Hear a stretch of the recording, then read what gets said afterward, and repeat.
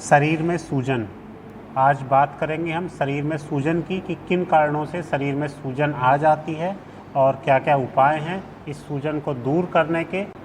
तो ये दो तरह की सूजन होती है जो बॉडी में हमारे होती है, एक एक्यूट और एक क्रोनिक। एक्यूट सूजन तब होती है जब कहीं पे हमें चोट लग गई होती है, कोई एक्सीडेंट हो गया होता है या किसी इस तरह के जंतु ने काट लिया होता है, कोई भी, चाहे मच्छर हो या ततैया हो जिसमें थोड़ा सा जहर होता है हल्का, और उससे सूजन पर्टिकुलर पार्ट पे आ जाती है। और एक क्रोनिक सूजन होती है।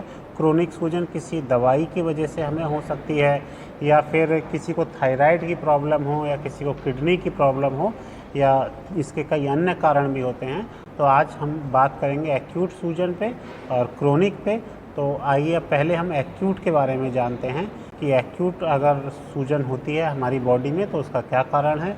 इसको ओडीमा कहते हैं, आयुर्वेद में इसको शोथ कहा गया है। और अगर हमारे हाथ में चोट लगी है तो हमारे हाथ में इन्फेक्शन हुआ और हमारे हाथ में सूजन आ गई। अगर फेफड़ों में कहीं चोट है तो इसका मतलब, या फिर फेफड़ों में इन्फेक्शन हुआ तो वहाँ सूजन आ गई। इसका मतलब ये है कि हम देखें कि जहाँ भी इन्फेक्शन होता है वहाँ सूजन आ जाती है।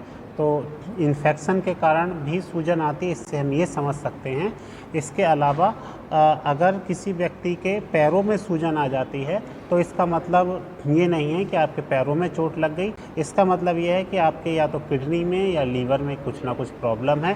तो पहले हम एक्यूट की बात कर रहे हैं। तो एक्यूट में हम ये देखेंगे कि अगर किसी पर्टिकुलर पार्ट्स पे सूजन आ गई है, चाहे वो हाथ पे सूजन आ गई हो या पैर पे सूजन आ गई हो, और हमें पता चला है कि अभी 1-2 दिन पहले ही हमें कोई चोट लगी है या किसी चीज़ ने काट लिया है, तो उसके लिए आपको तिल का तेल लेना है। और तिल के तेल में थोड़ी सी आपको हल्दी लेनी है और उसका पेस्ट सा बना लेना है। और पेस्ट बनाने के बाद आपको उसको पर्टिकुलर प्रभावित पार्ट्स पे, मान लीजिए अगर आपके यहाँ पे सूजन है, कोहनी पे सूजन है, तो उसको तिल को और हल्दी वाले पार्ट्स को लेके पेस्ट बना के और प्रभावित पार्ट पे लगाना है। और उसके बाद लगभग 5-7 मिनट मालिश कर लेनी है और एक फिर कपड़ा बांध लेना है।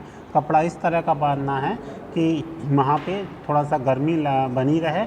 और ये जो आप तिल का तेल लेंगे ये भी आप गर्म करके ही लेंगे। इसके अलावा आप जब तक आपको सूजन है तब तक आप अपने जो आप दूध पिएंगे या पानी पिएंगे, वो आप पानी और दूध दोनों गुनगुना पिएंगे और उसमें आप हल्दी डालेंगे। तो हल्दी आपके बॉडी के जब अंदर जाएगी तो वो सूजन को काफ़ी कम करेगी, यानी कि वो इन्फेक्शन को कम करेगी। और जब इन्फेक्शन कम होगा तो उससे सूजन अपने आप कम हो जाएगी। इसके अलावा अगर आपको हल्दी पसंद नहीं है, क्योंकि ये गर्मी में भी कभी कभी बहुत से लोग इसको नहीं ले पाते हैं, इससे घमौरी हो जाती हैं, तो आप जायफल ले सकते हैं। लेकिन जायफल को कभी भी खाना नहीं है।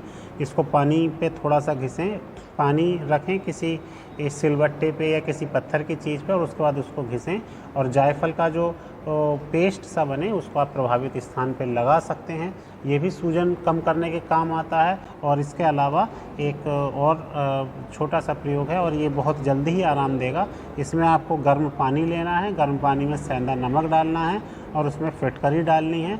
और फिर आप जिस भी बर्तन में ये रखें, गर्म पानी, फिटकरी, सेंधा नमक, उस बर्तन से एक एक मग्घा आपको पानी लेके एक छोटे बर्तन में और प्रभावित पार्ट्स पे आप डालेंगे। तो ये सेंधा नमक, गर्म पानी और फिटकरी ये बहुत जल्दी सूजन को कम करता है अगर किसी चोट के कारण या किसी इन्फेक्शन के कारण सूजन आई होती है। और अगर आप मीठे के शौकीन हैं तो भी आप बहुत आसानी से सूजन कम कर सकते हैं। इसमें आपको जीरा लेना है और जितना आप जीरा खा सकते हैं उतना जीरा लें और उतनी ही मात्रा में आप चीनी लें। यानी कि अगर आप 1 चम्मच जीरा ले रहे हैं तो 1 चम्मच चीनी लें।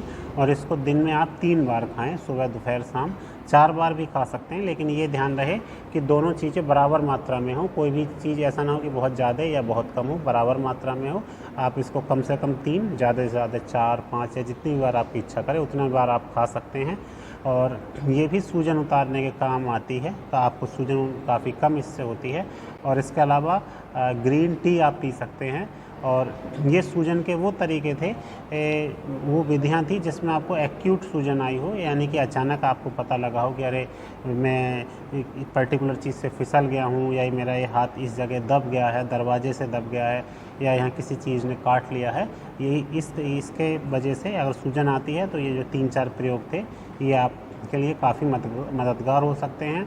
लेकिन अगर आपको किसी बीमारी की वजह से और ख़ासकर किडनी की प्रॉब्लम की वजह से सूजन आई हुई होती है, किडनी या लीवर में अगर प्रॉब्लम होती है, तो आपके पैरों पे सूजन आने लगती है।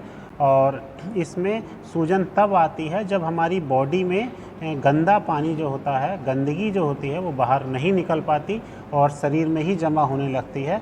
और ये फिर शरीर में जब जमा होती है तो आपने जैसे देखा होगा कि कोई भी पानी होता है तो सबसे पहले वो नीचे वाले पार्ट्स पे भरता है, फिर नीचे से ऊपर की तरफ भरता हुआ चला जाता है। इसी तरह से अगर किडनी में प्रॉब्लम होती है तो सबसे पहले हमारे पैरों में सूजन आती है, और पानी की जब अधिकता होती है हमारी बॉडी में, या फिर हमारी बॉडी से पर्याप्त मात्रा में पानी नहीं निकल पा रहा होता है, तब सूजन आती है। और कभी कभी थायराइड के कारण भी सूजन आ जाती है।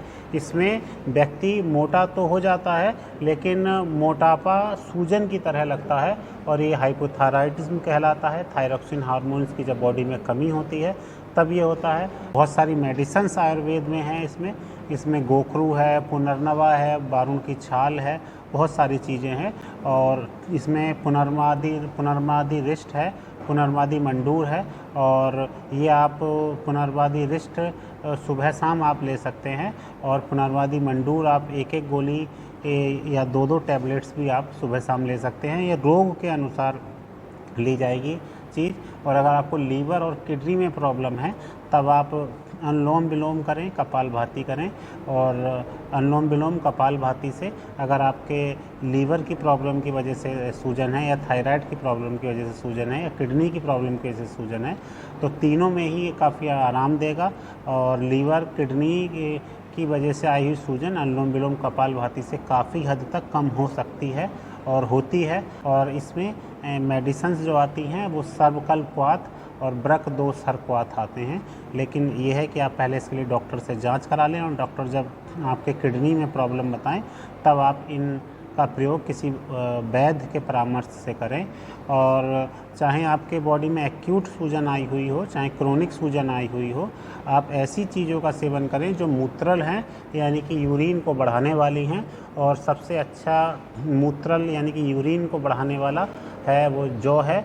तो आप इस दौरान जौ की रोटी खाएं या जौ का दलिया खाएं, और जौ की रोटी या जौ का दलिया भी उतना ही आपके लिए मददगार होगा जितना कि एक आयुर्वेदिक औषधि मददगार होती है। तो आज हमने शरीर की सूजन के बारे में बात की। अगर आपको वीडियो अच्छी लगी हो तो आप वीडियो को ज़रूर लाइक करें, साथ ही उन लोगों को कम से कम ज़रूर शेयर करें जो इस तरह की प्रॉब्लम से जूझ रहे हैं, या जिनको परिवार के सदस्यों में बॉडी में सूजन की परेशानी है। और साथ ही साथ आप चैनल को ज़रूर सब्सक्राइब करें। धन्यवाद।